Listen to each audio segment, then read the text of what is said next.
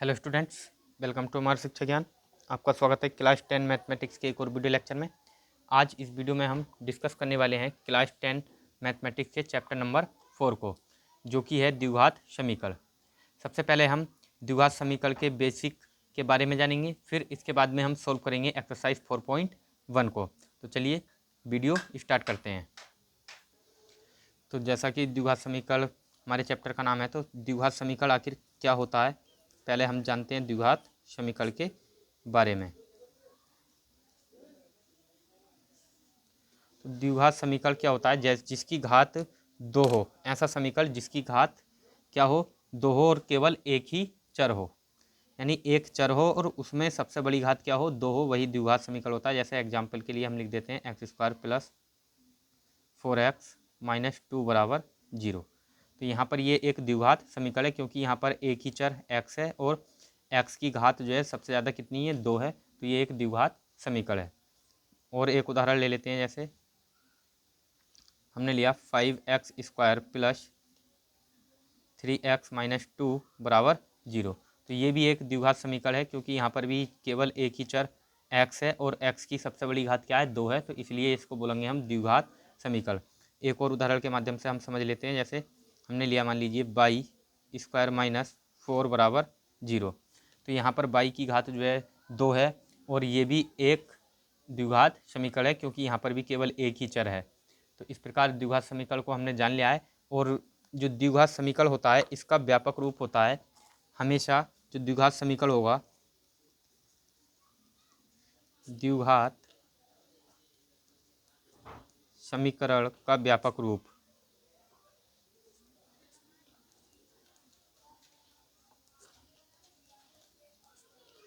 द्विघात समीकरण हमेशा ax² + bx + c = 0।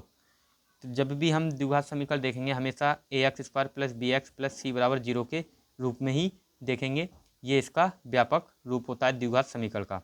तो यहाँ पर ये जो जितने भी द्विघात समीकरण हैं, ये सभी ax² + bx + c = 0 के रूप के हैं। तो चलिए, हमने जो है द्विघात समीकरण का जो व्यापक रूप है उसको जान लिया है, और द्विघात समीकरण क्या होता है ये भी हमने जान लिया है। अब हम बढ़ते हैं हमारी एक्सरसाइज 4.1 के तरफ। तो चलिए, अब हम देखते हैं हमारी एक्सरसाइज 4.1। तो एक्सरसाइज 4.1 को देखने से पहले मैं आपको बता देना चाहता हूँ कि हमारे चैनल एमआर शिक्षा ज्ञान पर क्लास 10th मैथमेटिक्स की मल्टीपल चॉइस क्वेश्चनों की टारगेट सीरीज चल रही है, जिसके अंतर्गत आपको प्रतिदिन 20 बहुविकल्पीय प्रश्न कराए जाते हैं, और जो कि आपके बोर्ड एग्ज़ाम के जो प्रीवियस ईयर के क्वेश्चन पेपर हैं उनसे लिए जाते हैं। और मुझे बिल्कुल उम्मीद है कि आप उस वीडियो को अगर देखेंगे तो आप 20 में से 20 मार्क्स प्राप्त कर सकते हैं मल्टीपल चॉइस क्वेश्चन में। तो आप हमारे चैनल के प्ले लिस्ट पर जाकर उस वीडियो को भी देख सकते हैं। और हम आपको अपने चैनल पर क्लास 10 मैथमेटिक्स के सभी विषयों के जो मॉडल पेपर हैं उनको भी सॉल्व कराने वाले हैं। तो चलिए, अब स्टार्ट करते हैं हम एक्सरसाइज 4.1 को। तो एक्सरसाइज 4.1 में हमारा जो पहला क्वेश्चन है वो है, जांच कीजिए कि क्या निम्न द्विघात समीकरण हैं। जांच कीजिए कि इनमें से जो हमें ये पार्ट दिए हुए हैं, ये जो द्विघात समीकरण दिए हुए हैं, इनमें से हमें बताना है कौन सा द्विघात समीकरण है और कौन सा नहीं है। तो चलिए सॉल्व करते हैं पहले के पार्ट 1 को। तो चलिए, यहाँ पर हमें ये समीकरण दिया हुआ है। अब हम देखते हैं कि ये द्विघात समीकरण है या नहीं। तो यहाँ पर ये a + b² है, हम इसको खोलेंगे तो ये होता है a² यानी x² + 1² + 2 × a × b की जगह हमारा 1 है। तो यानी ये सूत्र होता है, मैं आपको यहाँ पर लिख के दिखा देता हूँ कि a + b² की जो आइडेंटिटी होती है, ये होती है a² + b² + 2ab में। तो हम जब भी हमें a + b² के रूप में कोई भी संख्या दी हो, तो हम उसको a² + b² + 2ab के रूप में खोल सकते हैं। अब ये हमारे पास, हमने इसका सूत्र खोल दिया है। अब यहाँ पर आ जाएगा बराबर, इस 2 की मल्टीप्लाई हम करेंगे तो ये हो जाएगा 2x, और -2 की गुणा 3 से करेंगे तो 2 तिया 6। अब यहाँ पर ये x² ऐसे ही रहेगा, प्लस 1 का वर्ग करेंगे तो 1, और प्लस ये हो जाएगा 2 × 2, इनकी तीनों की गुणा करेंगे तो 2 × 2, और x की गुणा करेंगे तो 2 एक्स बराबर 2x माइनस 6। अब ये जो 2x है और माइनस का 6 है, इसको हम उठाकर ले आएंगे दूसरी साइड, बराबर के इधर लेकर आएंगे तो ये हो जाएगा एक्स स्क्वायर प्लस 2x। ये 2x प्लस का इधर लेकर आएंगे तो ये आएगा माइनस का 2x, और ये माइनस का 6 है, इसको इधर लेकर आएंगे तो ये आएगा प्लस 6 बराबर 0। अब यहाँ से हमारे पास ये एक्स स्क्वायर ऐसे ही रहेगा, प्लस 1 और 6 ही दोनों प्लस के हैं तो ये जुड़ जाएंगे, प्लस का 7 हो जाएगा, और यहाँ पर ये माइनस का 2x, ये प्लस का 2x, और यहाँ पर बचेगा बराबर 0। तो अब यहाँ पर हम देखेंगे कि ये जो हमारे पास समीकरण आया है ये A X square plus B X plus C बराबर 0 के रूप का है। तो यहाँ लिखेंगे समीकरण एक्स स्क्वायर प्लस 7 बराबर 0 A X square plus B X plus C बराबर 0 के रूप का है। अतः यह एक द्विघात समीकरण है। अतः यह एक द्विघात समीकरण है। तो ये हम किस प्रकार कह सकते हैं कि ये एक्स स्क्वायर प्लस 7 बराबर 0 A X square plus B X plus C बराबर 0 के रूप का है, क्योंकि मैं आपको यहाँ पर समझा देता हूँ कि जब हम एक्स स्क्वायर को तो रहने देंगे ऐसे ही, अब एक्स स्क्वायर के गुणा में तो होता है 1 हमेशा, तो ये एक की गुणा हम इससे करेंगे तो एक्स स्क्वायर ही रहेगा प्लस। अभी अगर हम यहाँ कर लें 0 गुणा एक्स, क्योंकि एक्स की गुणा 0 से करेंगे तो ये तो 0 ही रहेगा, और प्लस लिख देते हैं हम 7 और बराबर में 0। तो यानी ये हो जाएगा एक्स स्क्वायर प्लस ये तो 0 बन जाएगा, 0 की गुणा एक्स से करेंगे तो 0 बन जाएगा, और 0 को लिखो या नहीं मत लिखो इससे कोई फर्क नहीं पड़ता, और प्लस के 7 बराबर 0। तो इस प्रकार ये ए का मान हो गया, ये बी का मान और ये सी का, यानी A X square plus B X plus C बराबर 0 के रूप का है। इसलिए हम कह सकते हैं कि ये एक द्विघात समीकरण है। तो चलिए क्वेश्चन नंबर 1 का पार्ट हमने बहुत अच्छी तरह सोल्व कर लिया है। अब हम देखते हैं क्वेश्चन नंबर 1 के पार्ट सेकेंड को। क्वेश्चन नंबर 1 का सेकेंड पार्ट हमको दिया हुआ है एक्स स्क्वायर माइनस 2x बराबर माइनस के 2 3 माइनस एक्स। तो चलिए इसको भी हम नोट कर लेते हैं और सोल्व करते हैं। चलिए सोल्व करते हैं सेकंड पार्ट को। तो यहाँ पे ये हमारा एक्स स्क्वायर ऐसे ही रहेगा, माइनस के 2x भी ऐसे ही रहेगा, बराबर इसकी गुणा करेंगे हम माइनस 2 की गुणा जब 3 से करेंगे तो ये हो जाएगा माइनस के 6, और इस माइनस की गुणा जब हम माइनस 2 की गुणा माइनस के एक्स से करेंगे तो माइनस माइनस हो जाएगा प्लस, और 2 की गुणा एक्स से करेंगे तो 2x। अब यहाँ पर एक्स स्क्वायर ऐसे ही रहने देंगे, ये माइनस 2x भी ऐसे ही रहने देंगे। अब ये जो माइनस 6 है इसको इधर लेकर आएंगे तो ये आएगा प्लस का 6, और ये प्लस का 2x इधर लेकर आएंगे तो ये आएगा माइनस 2x, और उधर बचेगा हमारे पास बराबर में 0। तो यहाँ से ये जो एक्स स्क्वायर है ये ऐसे ही रहेगा, और माइनस के 2x और माइनस के 2x ये हो जाएगा माइनस के 4x और प्लस 6 बराबर 0। तो यहाँ पर ये भी समीकरण क्या है, A X square plus B X plus C के रूप का है। यानी यहाँ लिखेंगे समीकरण A X square plus B X plus C बराबर 0 के रूप का है,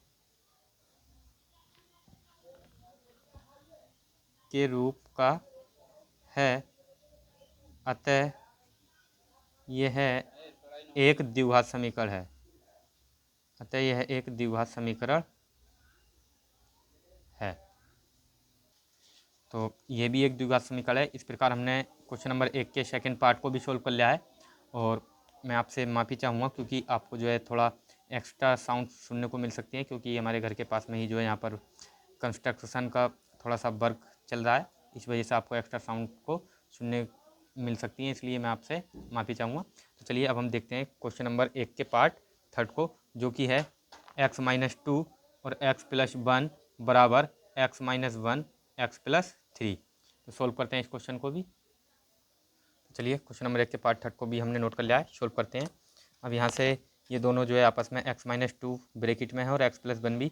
जब भी दो संख्याएं ब्रैकेट में होती हैं तो वो हमेशा गुणा में होती हैं जब उनके बीच में कोई चिन्ह ना हो। तो यहाँ पर दोनों ब्रैकेट के में लिखी हुई हैं और इनके बीच में कोई चिन्ह नहीं है, तो ये गुणा में है, तो इसलिए इनकी गुणा होगी। पहले इस x की गुणा करेंगे हम इस x से, तो ये हो जाएगा x स्क्वायर, और इस x की गुणा प्लस 1 से करेंगे तो ये हो जाएगा x, और माइनस 2 की गुणा x से करेंगे तो ये हो जाएगा माइनस के 2x, और प्लस माइनस माइनस 2 एकम 2 बराबर। ऐसे ही हम यहाँ पर भी गुणा करेंगे तो ये हो जाएगा x स्क्वायर और प्लस 3x। अब इस -1 की गुणा इन दोनों से करेंगे तो ये हो जाएगा -x और प्लस माइनस माइनस और 3 एकम 3। अब ये x² ऐसे ही रहेगा और ये प्लस का x है, ये माइनस का 2x है, तो माइनस के 2x में से x घटाएंगे तो यहाँ से बचेगा -x और ये -2 और ये प्लस का x² इधर लेकर आएंगे तो ये हो जाएगा -x² और ये प्लस के 3x है और माइनस का x है, तो प्लस के 3x में से एक x गया तो 2x बचेगा प्लस का, और इसको हम लेकर आएंगे इधर तो ये आएगा माइनस का, तो ये हो जाएगा -2x। ये माइनस का 3 इधर लेकर आएंगे तो ये आएगा प्लस का 3 बराबर 0। अब यहाँ से ये माइनस का x² है और ये प्लस का x² है, ये कट जाएंगे आपस में, और ये माइनस का x और माइनस का 2x हो जाएगा माइनस के 3x, और प्लस के 3 है और माइनस के 2 है, तो प्लस के 3 में से हम 2 घटाएंगे माइनस का, तो हाँ यहाँ से बचेगा प्लस का 1 बराबर 0। अब यहाँ से हम देखें तो ये जो समीकरण है, ये जो समीकरण है हमें यहाँ पर ये ax² plus bx plus c बराबर 0 के रूप का नहीं है। जब ये द्विघात समीकरण, जब ये समीकरण ax² plus bx plus c बराबर 0 के रूप का नहीं है तो अतः यह द्विघात समीकरण नहीं है, अतः यह द्विघात समीकरण नहीं है। तो चलिए मैंने आपको क्वेश्चन नंबर 1 के जो तरह तरह के 3 पार्ट थे इनको मैंने आपको सॉल्व करा दिया है।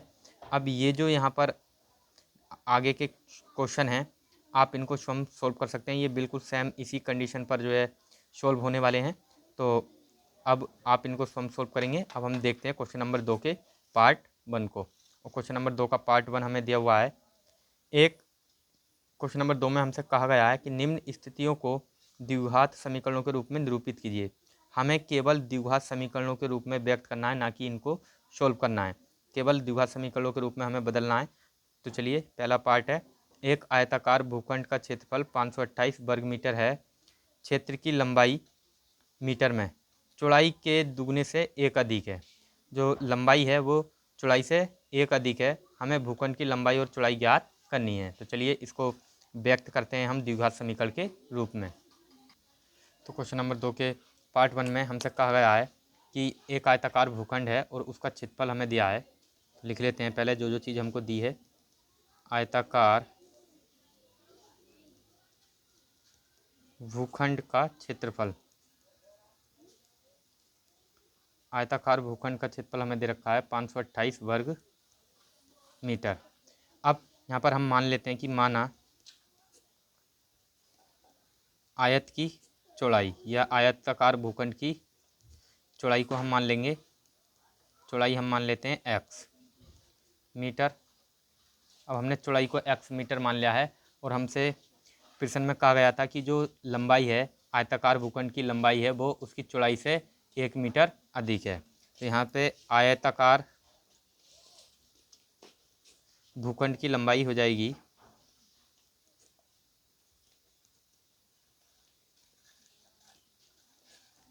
x प्लस 1, दुगने से एक अधिक है। यहाँ पर हमसे कहा गया था कि आयताकार भूखंड की जो लंबाई है वो चौड़ाई के दोगुने से एक अधिक है, तो चौड़ाई का दोगुना करेंगे यानी 2x और उससे एक अधिक है कितने मीटर। अब यहाँ पर हम सूत्र लगाएंगे आयत का क्षेत्रफल का। तो आयत का क्षेत्रफल क्या होता है, लंबाई गुणा चौड़ाई। तो यहाँ पर लंबाई हमारे पास है 2x प्लस 1 और चौड़ाई हमारे पास है x, बराबर हो जाएगा, क्षेत्रफल हमें दिया है 528। तो ये इस x की गुणा करेंगे हम तो ये हो जाएगा 2x² प्लस 1 की गुणा x का करेंगे तो ये हो जाएगा x बराबर 528। अब इस 528 को हम इधर ले आएंगे तो ये माइनस में आएगा और यहाँ से हमारे पास हो जाएगा 2x² प्लस x और माइनस के 528 बराबर 0। तो इस प्रकार हमने ये जो हमारा दूसरे का पार्ट 1 था इसको एक द्विघात समीकरण के रूप में व्यक्त कर दिया है और यही हमारा क्वेश्चन का आंसर होगा। तो चलिए हमने क्वेश्चन नंबर 2 के पार्ट 1 को भी सोल्व कर लिया है। अब हम सोल्व करते हैं क्वेश्चन नंबर 2 के पार्ट 2 को, और क्वेश्चन नंबर 2 का पार्ट 2 हमको दिया हुआ है, दो क्रमागत धनात्मक पूर्णांकों का गुणनफल 306 है, हमें पूर्णांकों को ज्ञात करना है। तो चलिए इस क्वेश्चन को भी सोल्व करते हैं। तो जैसा कि हमसे क्वेश्चन नंबर 2 के सेकंड पार्ट में कहा गया है कि दो क्रमागत धनात्मक पूर्णांक, तो हम सबसे पहले मानेंगे कि माना पहला क्रमागत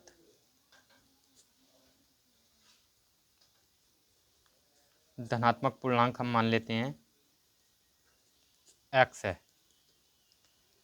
और दूसरा पूर्णांक हम मान लेते हैं कि माना दूसरा क्रमागत धनात्मक पूर्णांक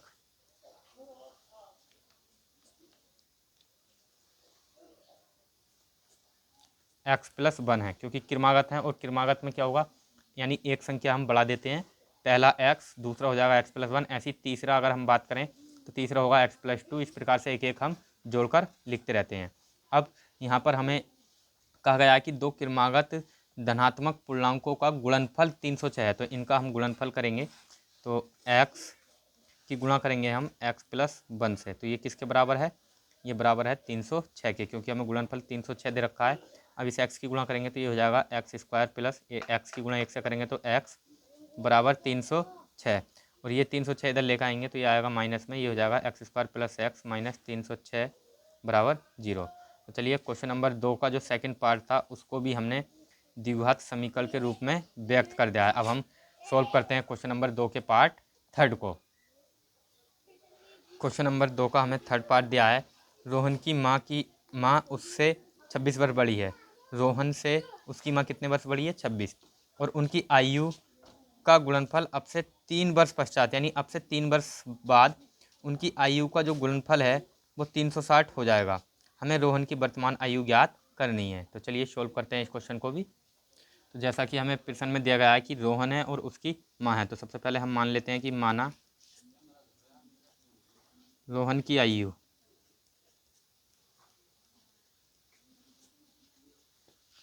हमने रोहन की वर्तमान आयु हमने मान ली x वर्ष, और रोहन की माँ की आयु कितनी हो जाएगी, क्योंकि माँ 26 वर्ष बड़ी है तो रोहन की माँ की आयु हो जाएगी x+26 वर्ष।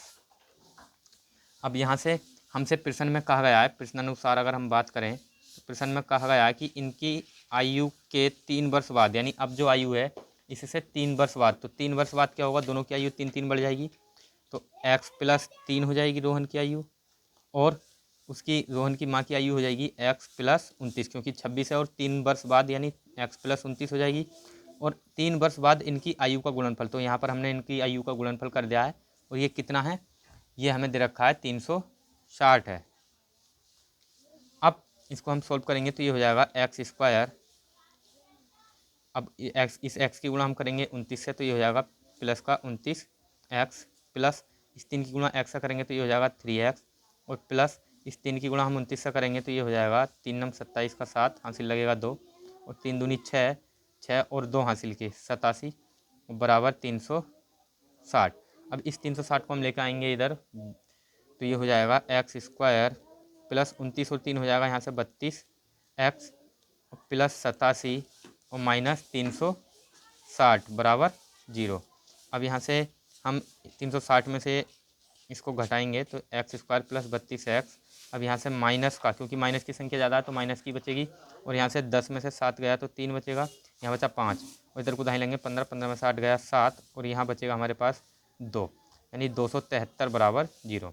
तो इस प्रकार ये हमने द्विघात समीकरण के रूप में जो हमारी स्थिति थी उसको भी द्विघात समीकरण के रूप में व्यक्त कर दिया है।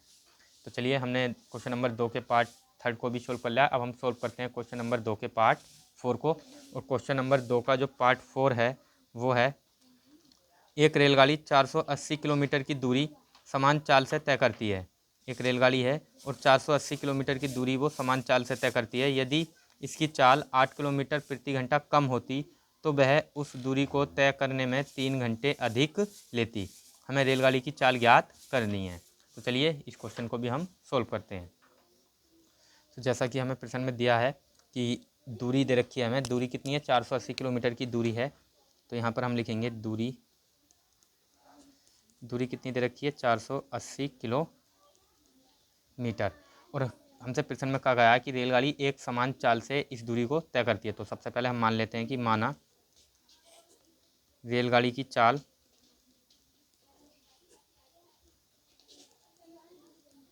रेलगाड़ी की चाल हम मान लेते हैं x किलोमीटर प्रति घंटा है। अब x किलोमीटर प्रति घंटा की चाल से 480 किलोमीटर की दूरी जब रेलगाड़ी तय करेगी तो कितना समय लगेगा? तो समय बराबर होता है दूरी बटे चाल। तो समय बराबर दूरी बटे चाल। तो यहाँ से हम समय निकालेंगे तो ये हो जाएगा समय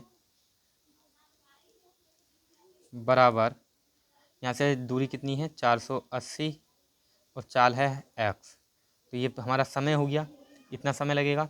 अब यहाँ से हमसे प्रश्न में कहा गया है यदि हम चाल को 8 किलोमीटर प्रति घंटा कम कर दें, यदि चाल 8 किलोमीटर प्रति घंटा कम कर दी जाए तो चाल कम करने पर चाल क्या हो जाएगी? पुनः चाल, यहाँ लिखेंगे पुनः चाल कितनी हो जाएगी?